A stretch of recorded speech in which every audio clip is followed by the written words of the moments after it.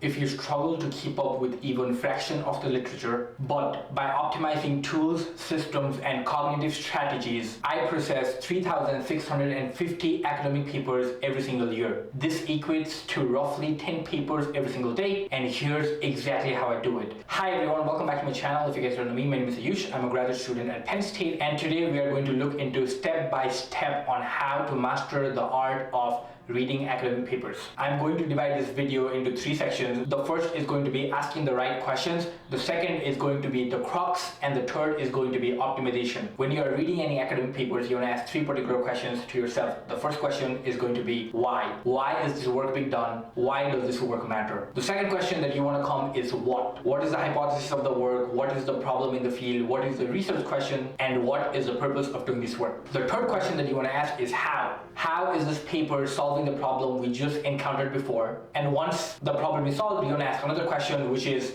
what is the future of this research area after this problem is solved? If you find the answer to all of these questions before, then you are at a very good start. Let's move into the main part of the paper, which is the crux of the paper. Depending upon different fields, this can differ from experimentation, method name, results, comparison, main findings, abstracts, conclusion, you just name it. For me, the crux of the paper in my research subject are these catalytic cycles.